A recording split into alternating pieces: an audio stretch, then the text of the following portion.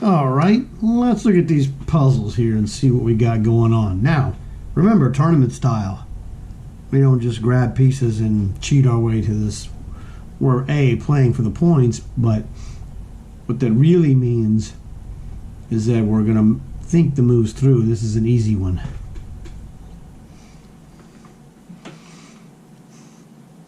You know, look at checks, captures, piece contacts, board situation, but first thing that jumped right out at me was bishop to b2.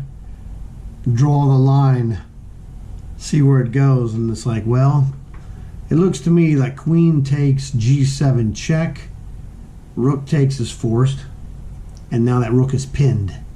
So we hit him with rook to e8 and kablamo, knight f8, rook takes knight, checkmate. Sometimes it literally just jumps out at you.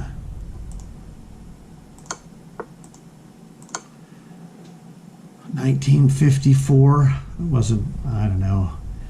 Hey, you know, what's easy for you might be difficult for somebody else. That's all I can say. So here's an interesting question. Now clearly we're going to queen this pawn.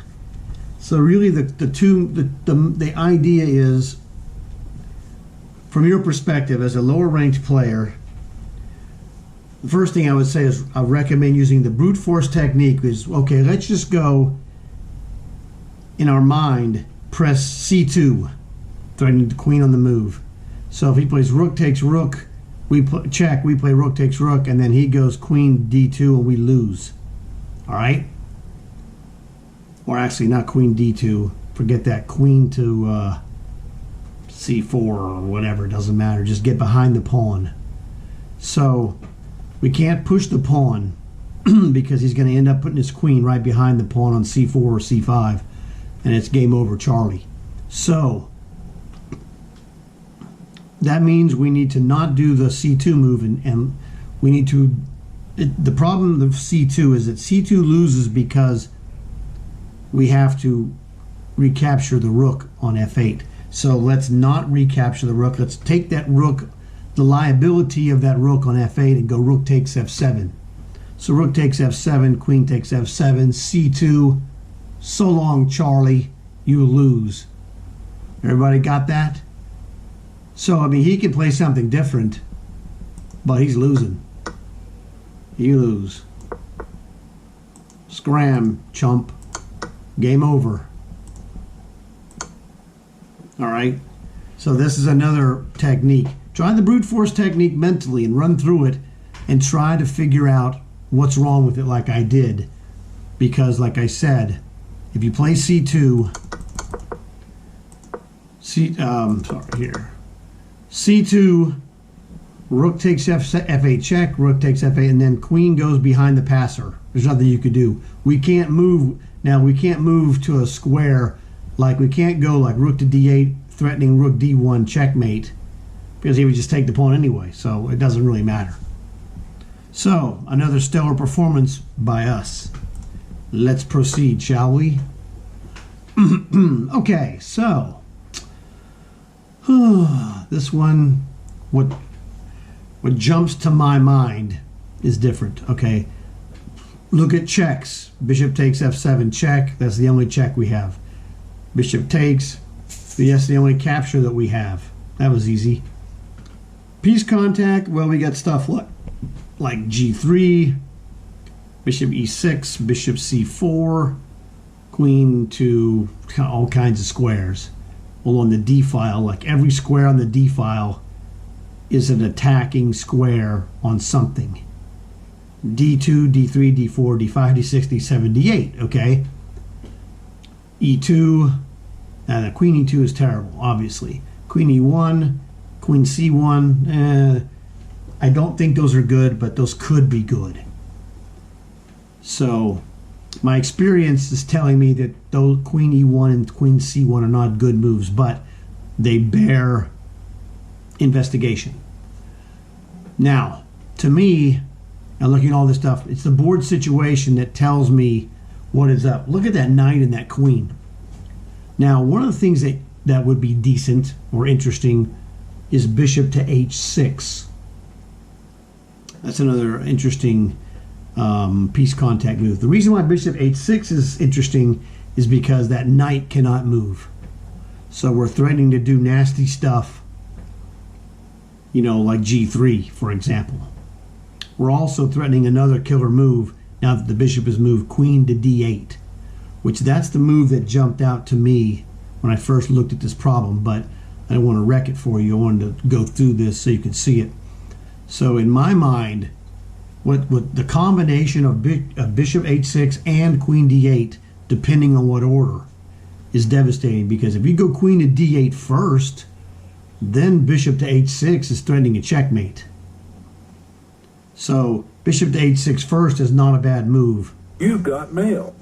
As you can tell, I've got mail. So I'm thinking, really, I'm investigating queen d8, because that you have a discovered check if he solves the mate threat, say by h5, or he could play knight e6, which loses. Knight e6 would stop the checkmate, but that move loses for black. So knight to e6 doesn't work. Now the question you have to ask yourself is, at some point you may need to pause the video to find out, why do I say knight to e6 by black loses? So that move is insufficient. I'm pretty sure that's the case. Blam, blam.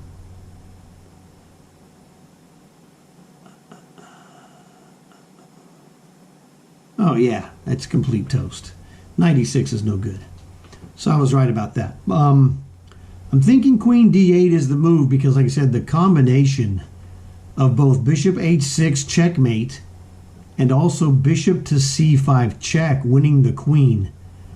This is a double hammer that's really hard to handle. In fact, I think it might be, my gut reaction is that it's impossible to handle, but I'm looking at it just to make sure. Queen d8, what can he do? He needs to defend, but he needs to attack the queen if possible. Well, he could do that with queen to d3. That is bogus. However, wait a second. Queen to d3, well, that's a pretty good move, actually. Ah, that gets hammered by bishop to d5. And now we're threatening we're threatening a checkmate again. We've broken the contact between the queens. So queen d8, queen to d3, bishop to d5, threatens checkmate again. Now I'm wondering if there's a combination threat where after he plays like h5, we could play like bishop e7 check, followed with, like, you know, a bishop to f6 or what have you to play a queen to h8 mate. We do have to worry, however, he might play bishop to b7. Wow, that's a nasty move, actually, isn't it? So, you know, now I'm thinking queen to d8 isn't that great. Queen to d8, bishop to b7. Boy, that's a nasty move.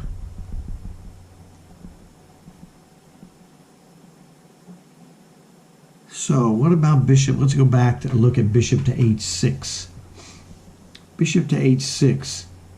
He could play bishop to b7 once again. However, we would be able to counter that move with queen to d6. He's got a real problem defending bishop to h6. He's got a problem defending that knight because we're threatening queen d6, g3 to a lesser degree. I'm just looking to see queen d8, you know, Bishop to b7. Just that queen to d8, just, you know, bishop to b7 looks like it squashes it big time. Now we do have the ability to check him with bishop takes f7 check, king takes f7. He can't go to the corner because queen f6 would be, you know, checkmating. So queen d8, bishop b7, bishop f7 check, king takes, queen e7 check. He's getting mated. Queen d8 is a winner, I think, because bishop to b7 fails to bishop to takes f7 check. Because when he takes it, queen e7, and then queen g7 is mating. So queen d8 looks like the winner. There it is. See what happened when I said queen d8 was looking dangerous to bishop to b7. The classic mistake, which I avoided. I first made that mistake and then overcame it. The mistake is to end your analysis prematurely, which is, oh, queen d8, oh, bishop b7, we have to move out of there. Well, no, we don't, because I looked at bishop takes f7 check. So the premature analysis ends with bishop to b7 and black is kicking butt. However, upon further review, as they say, we go to further analysis that move 3, bishop f7 check, is devastating. Game over. So you just watched a destruction of that, you know, 2165. Good solid problem though. That was pretty straightforward.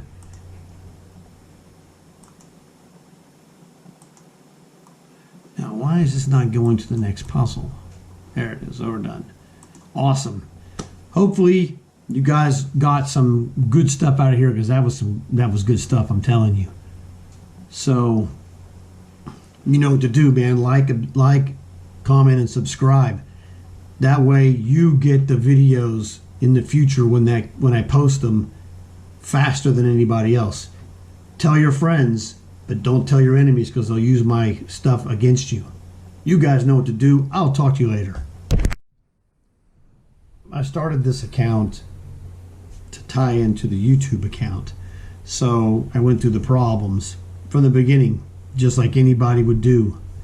And so far, was able to run this up, you know, 3 to 4 problems a day, depending on what they allowed me to do on this account, to right now hit 2,000, no problem. Let's see if we can show the, where is it? There is a, somewhere there's a metric that shows a graph. I don't know, man.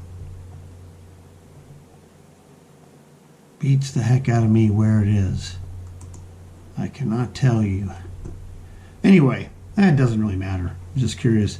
But if you've seen my other videos, you know my puzzle solving ability is quite substantial. So I just thought I would mention this, letting you know, working my way up. Hey, I just do 3 or 4 problems a day, and some days I don't get around to doing it. I have other things to do, obviously. So things are going pretty well, but just thought I would throw this in at the end just to let you guys know. Cool. Thanks a lot, man.